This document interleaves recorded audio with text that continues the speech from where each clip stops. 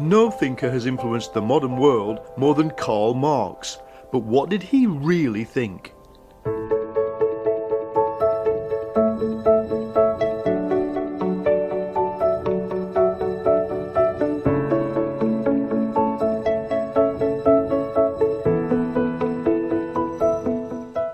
I'm Paul Mason, and to mark the 200th anniversary of Karl Marx's birth, I'm going to explain some of his key ideas and why they're still relevant to us today.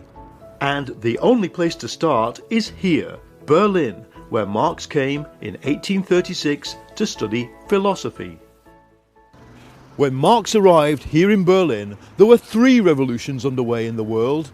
There was the Industrial Revolution, there was the struggle for democracy, which had just broken out again in France, and there was the Scientific Revolution. The job of a philosopher was to make sense of it all, and one philosopher in particular dominated people's thinking about social change. Meet Georg Hegel. Hegel said, "All human history is progress towards the goal of freedom. When we campaign for human rights, or make a scientific discovery, or fight a war, that's really the mind of God trying to think its way towards freedom," said Hegel. A world spirit forcing us to act, sometimes in ways we just don't understand.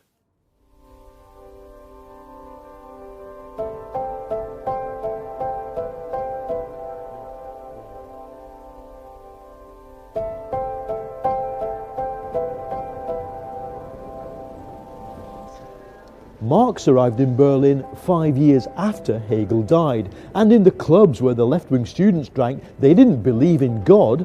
They attacked Hegel and his theory of history, and they attacked the Prussian government and the total absence of democracy and free speech. But what drives history is a good question. Marx said, let's start by taking God out of the equation.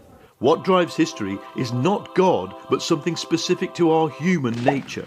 Our ability to work, and to work to a conscious plan, altering the world around us by imagining something better, communicating it through language and making it happen. That's the essence of our human nature.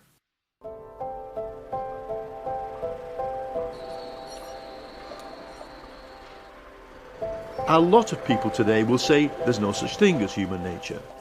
If so, we're just a sack of bones at the mercy of our environment and our DNA and our Facebook page, with no real purpose.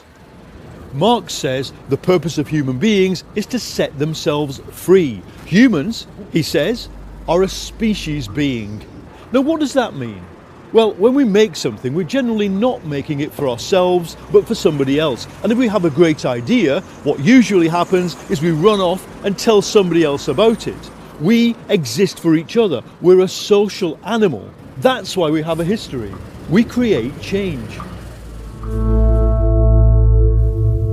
The streets of Berlin have seen a lot of history. In Marx's time, it came to barricades, and then they saw the rise of Nazism and the fall of the Berlin Wall. Marx says the source of all social conflict and the unhappiness that drives it is the fact that we build societies that stop us from cooperating and sharing, because they're always based on private property and they always create power hierarchies. And here's the word Marx uses to describe the result: alienation. We're alienated from our inner selves and estranged from each other. For Marx, alienation doesn't just mean we get depressed, we hate our jobs, or that we feel bad about the world. It means we're constantly using our creative powers in the wrong way. We make things, but the things we make, machines, states, religions, they end up controlling us. So if you want to understand Marx's theory of alienation, just take out your smartphone and ask yourself, do I control this or does it control me? That's alienation. The things we make take control of us and separate us from each other. By the time he left Berlin, Karl Marx had started a revolution in ideas, but soon he would find out what a revolution looks like for real.